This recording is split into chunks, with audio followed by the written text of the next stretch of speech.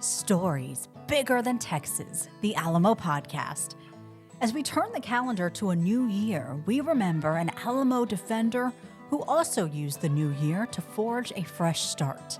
On January 1st, 1830, James Bowie officially moves to Texas. Today, we reveal the real James Bowie, how he became internationally known as a fearless knife fighter, his marriage into a prominent San Antonio family, and what we know about his final moments from his sickbed defending the Alamo. I'm your host, Emily Balcom. We're joined by Jack Edmondson, a historian, reenactor, and author who has been part of many programs over the years here at the Alamo, and Dr. Bruce Winders, the Alamo's former curator.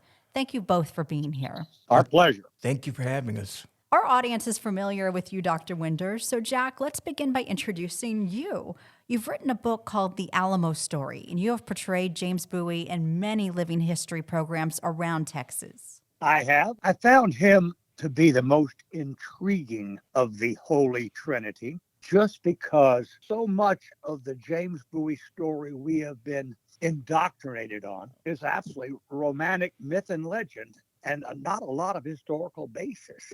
It's been a challenge to try to find who the real Bowie was. Right. When we talk about the real James Bowie, we have to acknowledge so much of what we know about him is rooted in myth.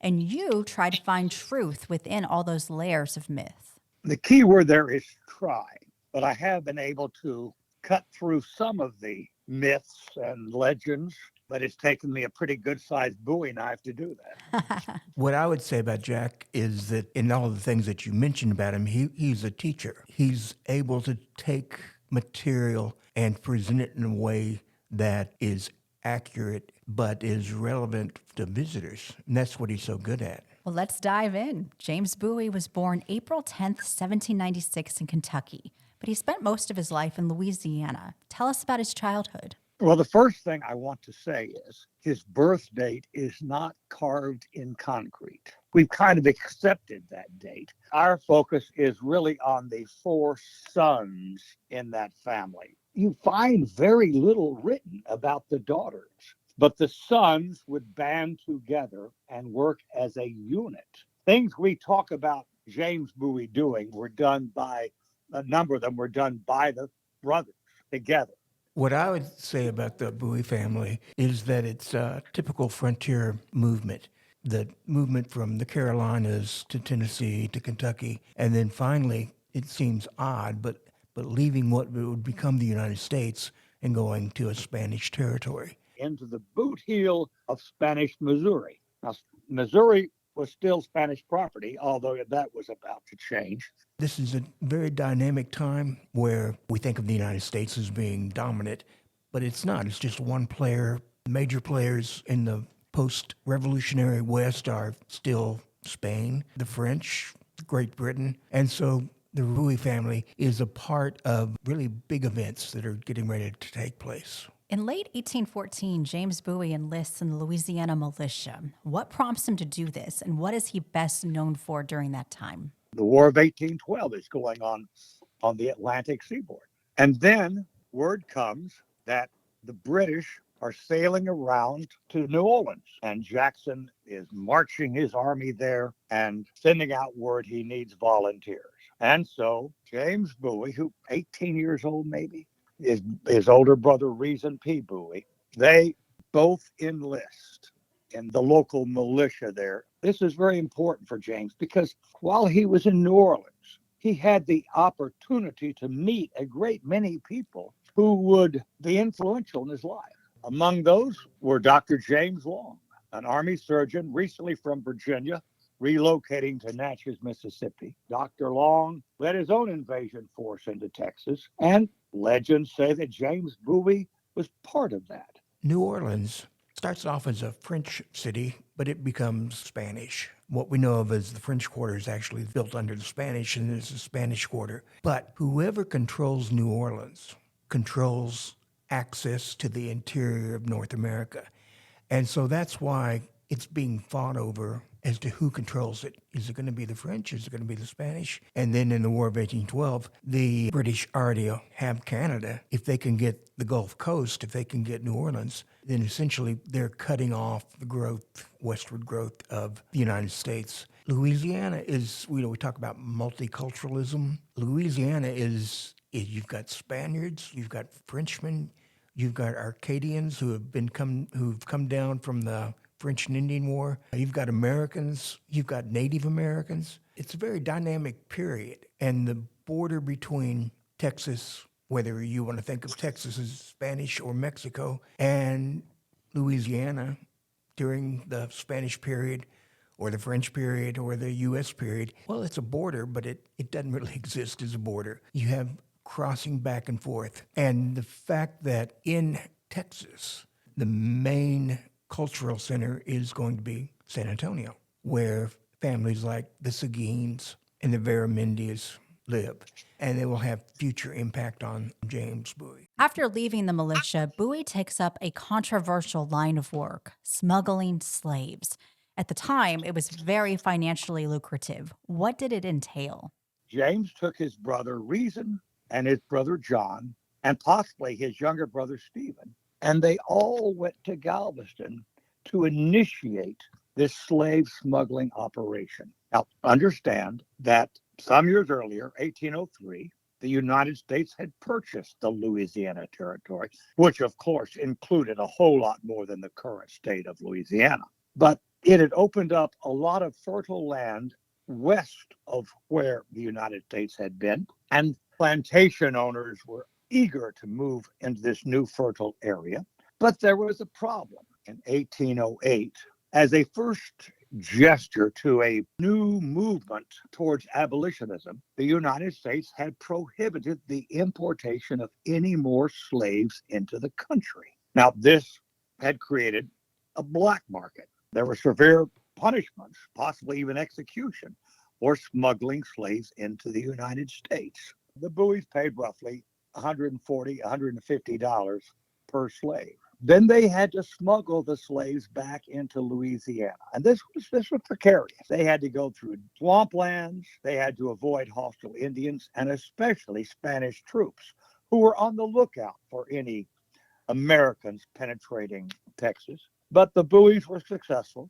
The Bowies would go to the local parish sheriff and say, we know where there are contraband slaves hidden. Under the current law, the local parish sheriff would go confiscate the slaves and sell them at public auction, where a slave would typically bring $1,000 or more. Half of that money was then given as a reward to the people who reported the slaves. So the Bowies were getting a nice profit right there. And they used the profits from the slave smuggling for land speculation, which was also controversial throughout James Bowie's life. Well, that's where the Bowies went next. The brothers. The land speculation was probably viewed as a victimless crime.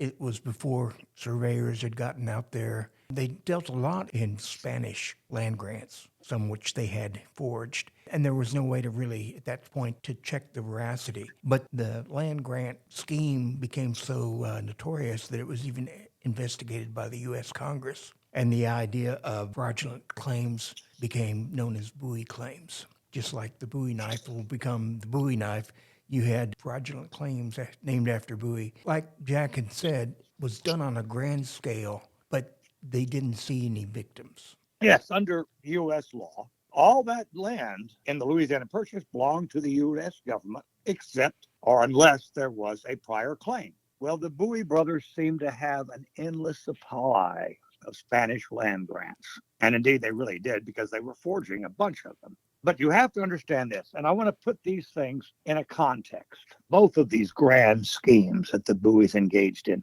The slave smuggling operation was certainly illegal, but the parish prospered.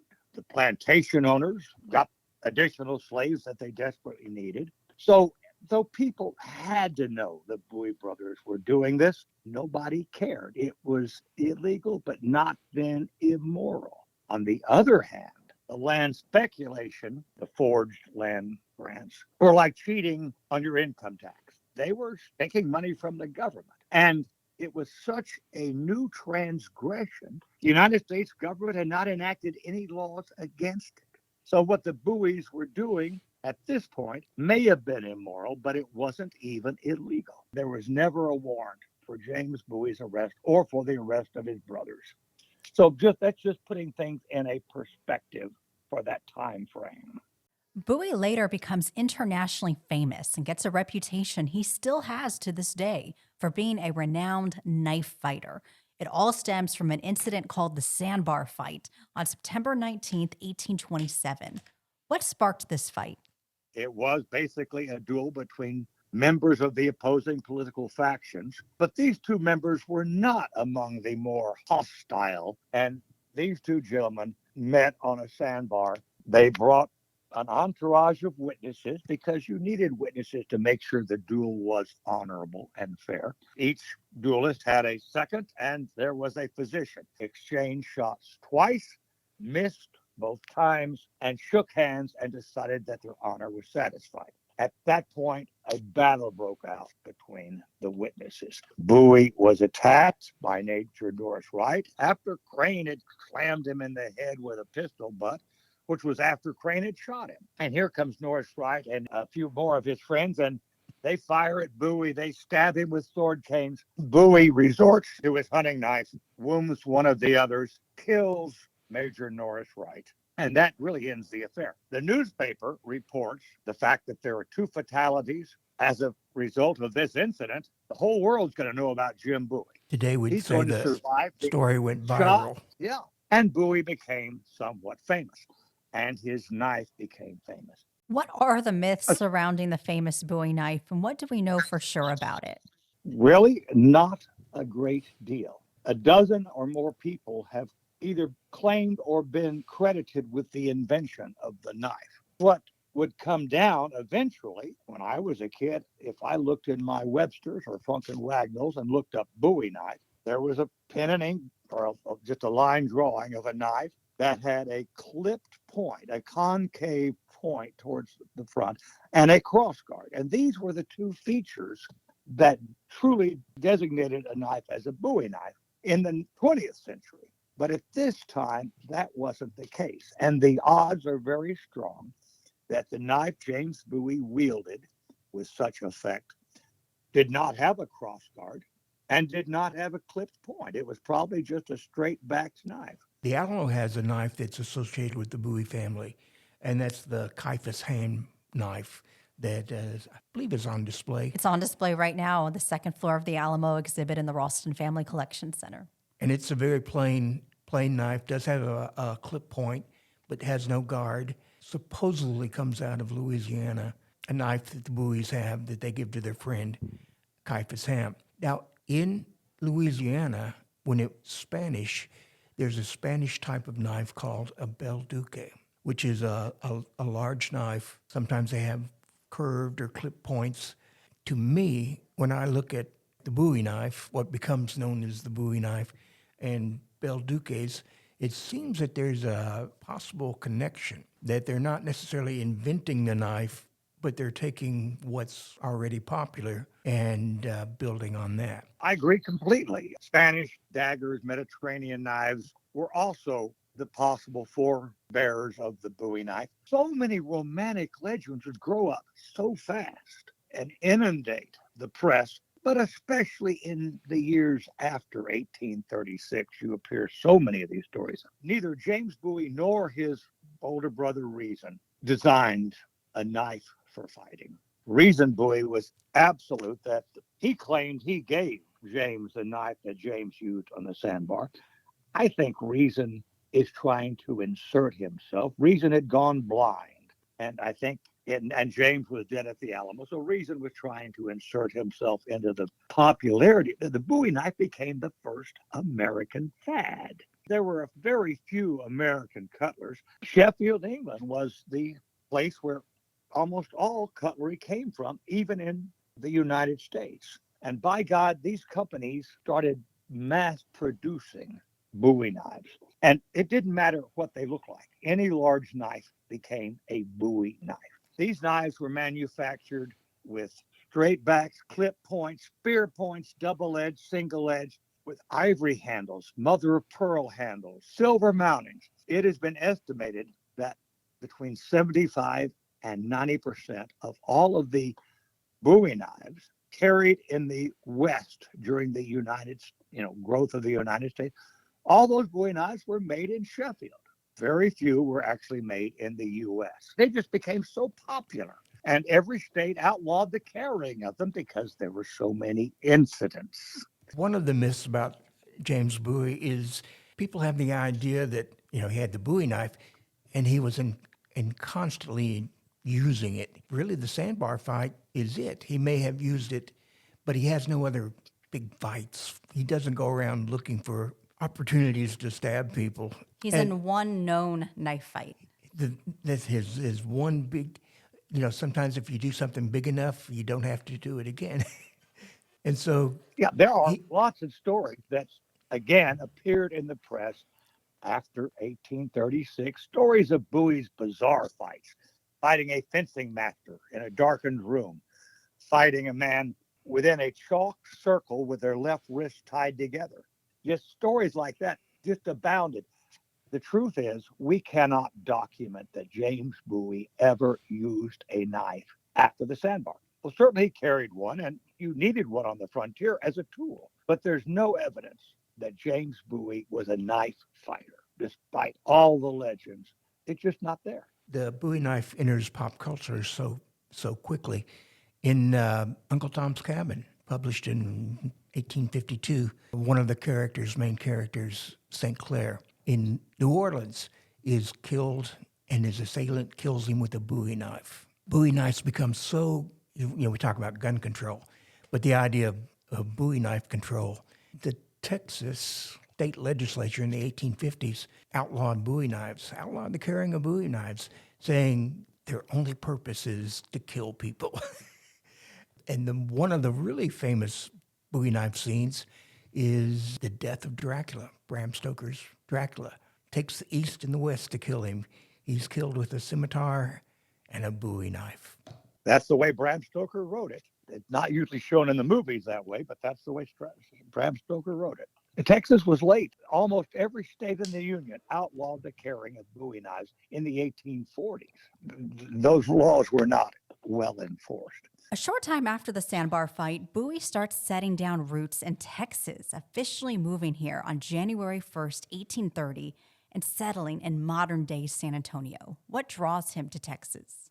Everything went wrong in Louisiana. They lost all that land, and Brother Reason ultimately went just bankrupt, insolvent. There was nothing left for James in Louisiana, and Texas was opening up. It was now Mexican property. Stephen F. Austin had gotten permission from the Mexican government to invite colonists in. Mexico was frustrated because they couldn't get more Hispanics to move into Texas. There was 3,500 in the entire province. Nomadic tribes had frustrated them. They couldn't defeat the Comanches. So the answer was bring in more settlers from the United States. And those settlers came flooding in. Austin trying to make sure they were all good citizens, obeying Mexican laws. And he was very wary of men of violence.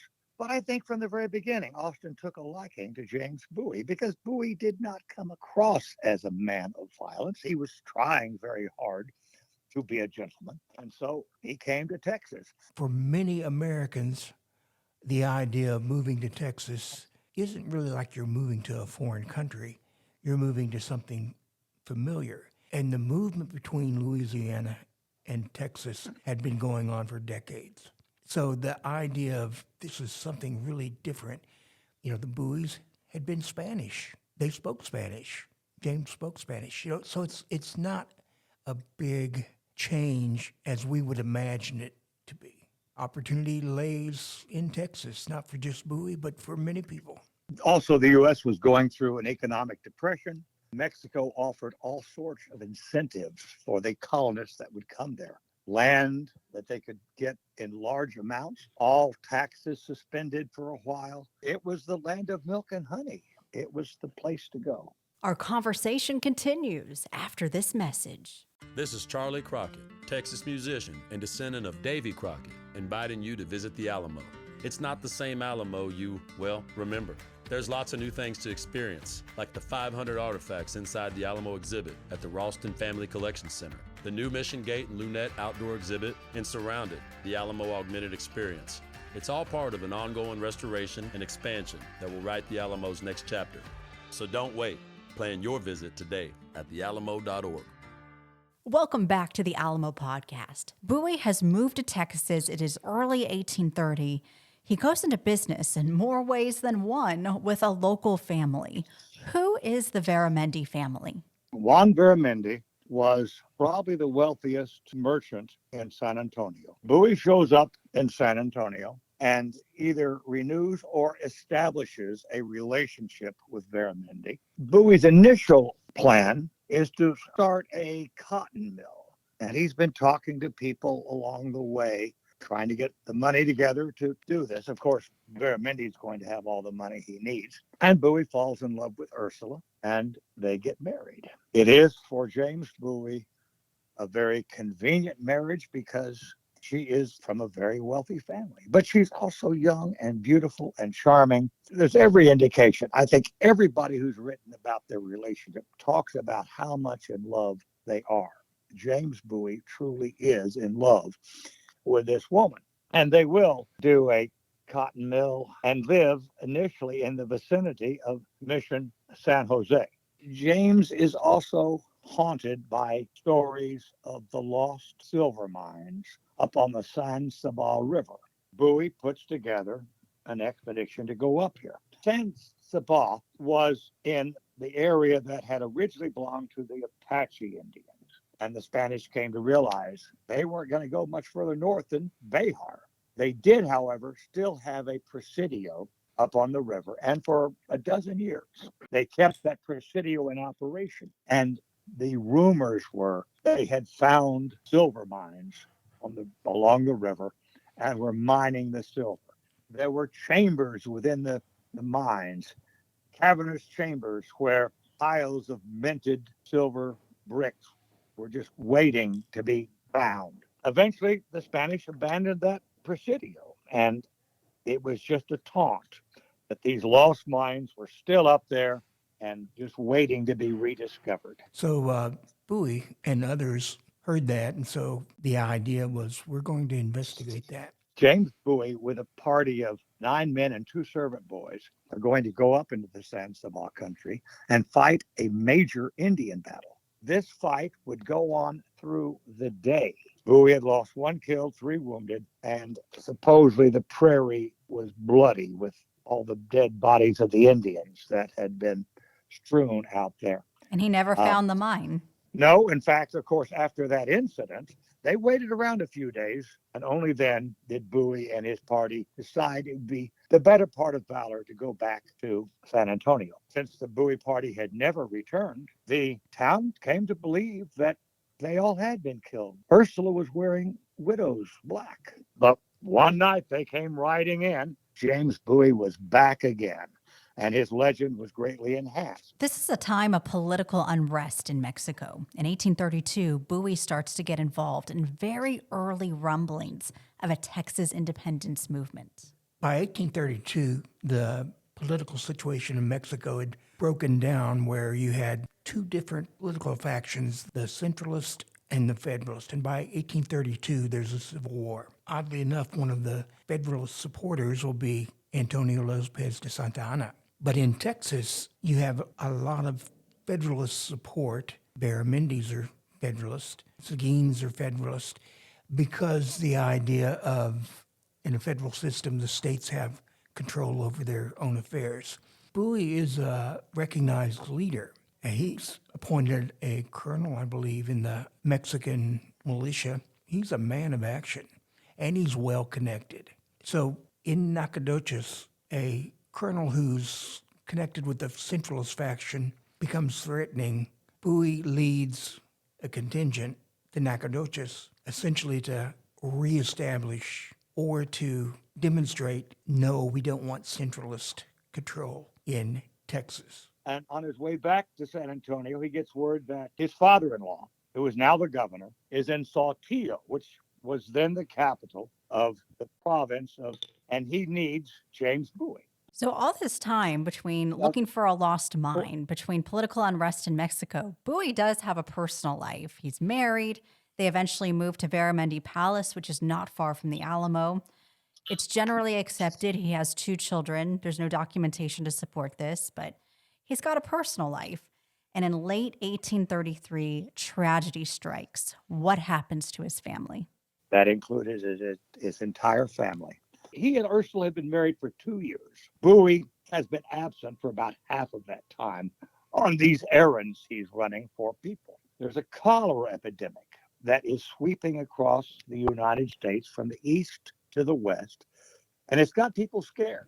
On September 20th of 1833, Jose Antonio Navarro wrote a letter to Austin's secretary, Samuel May Williams, and Navarro wrote, "My brother Veramendi, my sister Josefa, his wife, and Ursulita Bowie have died in an awful way in Monclova. I have lost my special brother-in-law in Veramendi, and Texas has lost a good son, a faithful and interested friend. Bowie no longer has a wife, and I hope some way he will be told of this news." He truly was devastated. He headed back to Texas, but I think we can safely say that part of him had died. When the Texas Revolution breaks out in October 1835, Bowie joins the Texas militia. He leads forces in the Battle of Concepcion and the Grass Fight. Describe what happened in his leadership in those. He approaches Concepcion in the afternoon. The city of San Antonio is not far. Bowie sends word to Austin that he's going to camp there, and he picks a spot on the river. General Coase does send troops out there late at night, hoping to ambush the Texians in the morning. There's a heavy fog, and they are fortunately spotted before they get too close. Bowie takes command of the situation. There are several half-hearted charges that are driven back, and finally, Bowie says, "The cannon, boys." And I mean, he leads the charge over the bank, and the Texians actually charge forward and capture the 2 Mexican cannons, with the Mexican army fleeing back to San Antonio. Austin, in his reports, praises Bowie and Captain Fannin, but privately he's angered because he had sent them to scout and not to spend the night at Concepcion. He wanted them to come back. And Austin will then write a letter or a set of orders reminding his officers to obey orders. That seems to irritate James Bowie, and so he'll still be involved in the siege of Bayard, but he soon after resigns and leaves. Bowie arrives at the Alamo in January 1836. What does he find when he gets there? Bowie had a strong attachment to San Antonio. Here he is back, probably living at the Baramendi house, where he and Ursula had shared so few but wonderful times. His health is starting to collapse, but not yet. It's going to be a slow process. And in those days, alcohol was the number one painkiller if you were ill. So that could be a factor, too, in Bowie's subsequent drinking. In the famous letter where Bowie writes, "Colonel Neal and I have decided we'd rather die in these ditches than give them up to the enemy," the line that follows is, "And the citizens of this town essentially deserve us to be here." The idea, we talk about Bowie going all over Texas, but his home is San Antonio. Bowie is writing letter after letter asking for help, more men, more money, more weapons. And there's a great quote that's on the new Mission Gate and Lunette exhibit here at the Alamo from one of those letters. "The salvation of Texas depends in great measure on keeping Bear out of the hands of the enemy." The importance of San Antonio is in the beginning, when the revolution breaks out. During the summer of 1835, the idea was that the Centralists were going to send troops to San Antonio as a marshaling point, and then they were going to campaign across Texas, driving out the disloyal colonists. And so that's one reason why, in the siege of Bayard, why the colonists said we've got to capture San Antonio to keep it from being used as that base. Bowie received reinforcements, and those reinforcements were led by young Travis. Travis came as an officer in the regular army. In February 1836, there's a bit of a power struggle between Bowie and William Barrett Travis. What happens?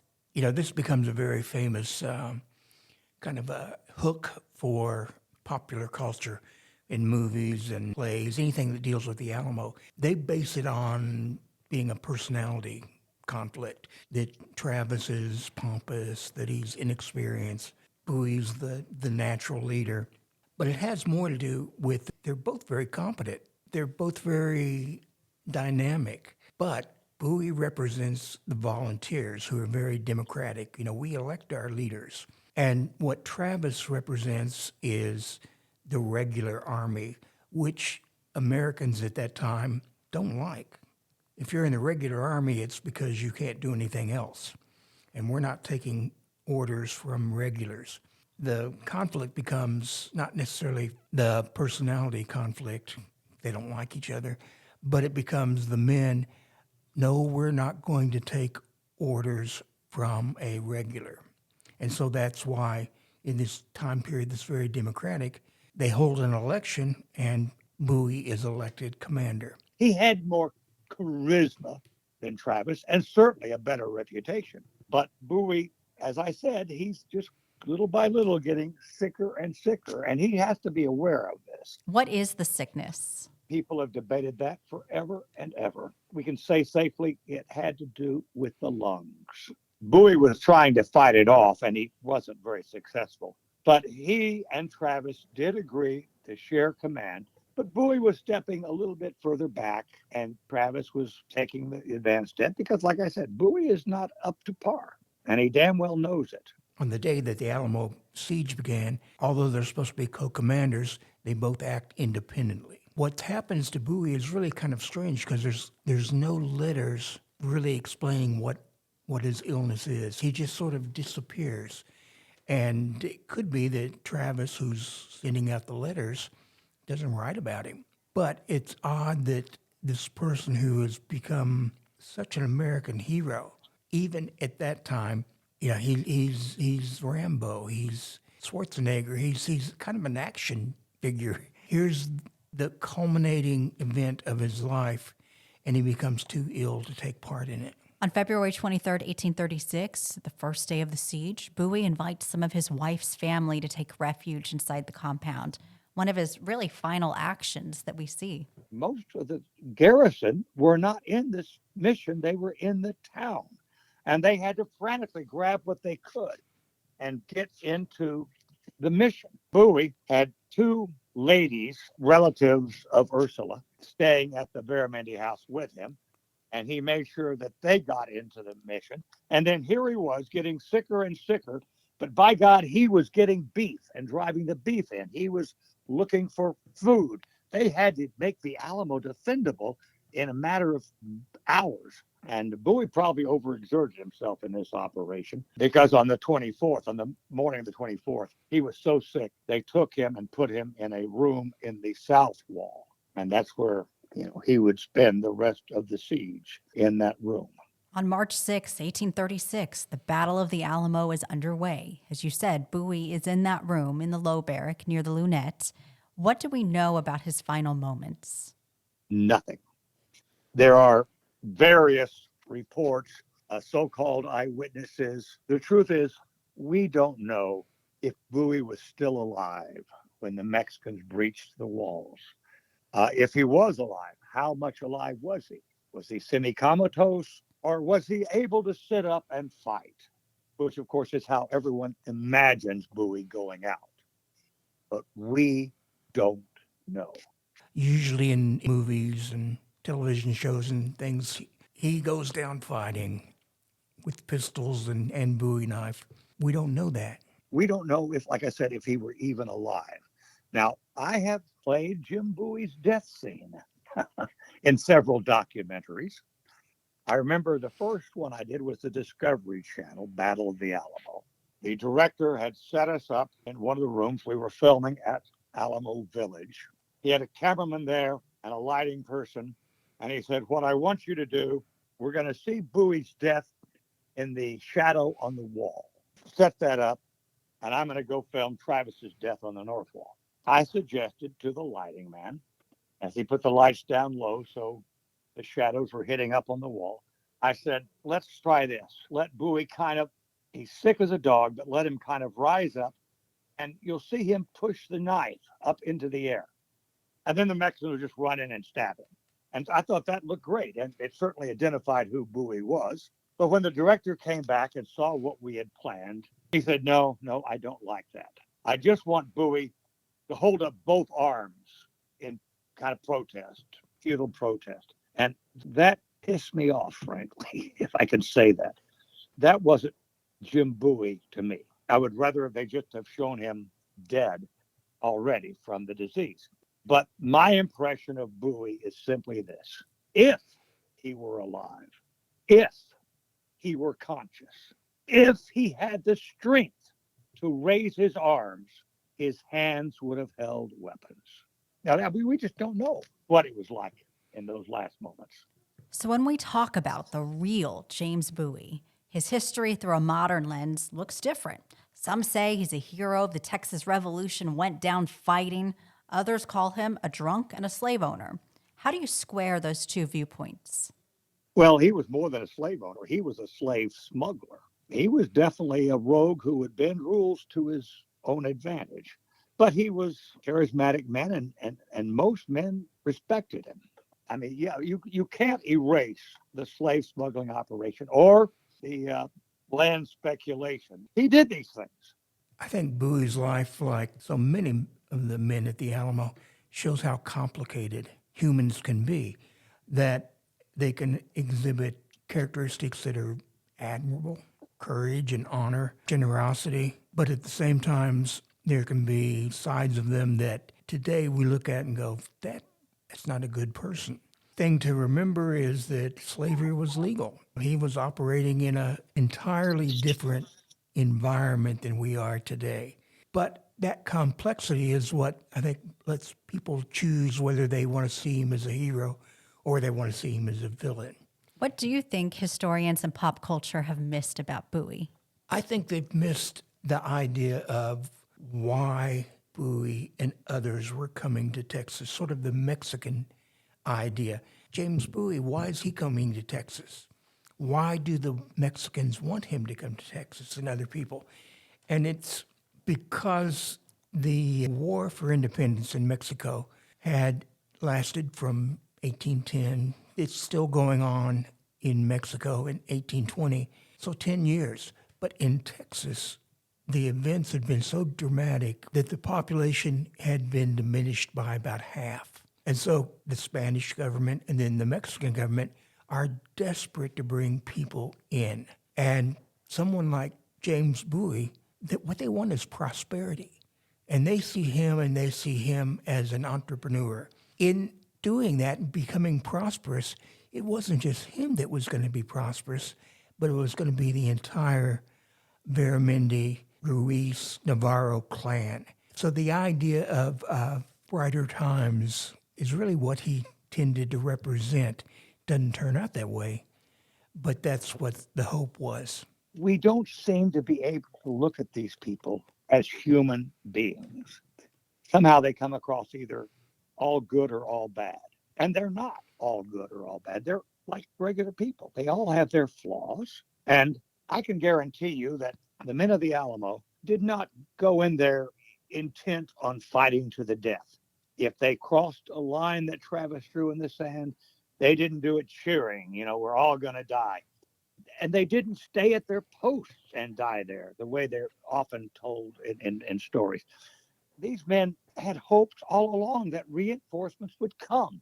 They didn't want to die, but they stayed at their posts. They stayed at harm's way, and they did die. And I think Bowie was probably just like that. I mean, he didn't want to die, but of course he was probably dying anyway. So in his case, it didn't matter as much. But no one wanted the Alamo to be the end of their story. And in an irony, it became what made their story famous. Jack Edmondson and Dr. Bruce Winders, thank you so much for joining us. Well, thank you very much. Our pleasure, really, truly was. Be sure to check out the podcast notes. We've linked to an essay Dr. Winders wrote about James Bowie, and we'll also be linking to a photo of a Bowie statue here at the Alamo that was recently placed alongside the Mission Gate and Lunette exhibit. You've been listening to Stories Bigger Than Texas, the Alamo Podcast.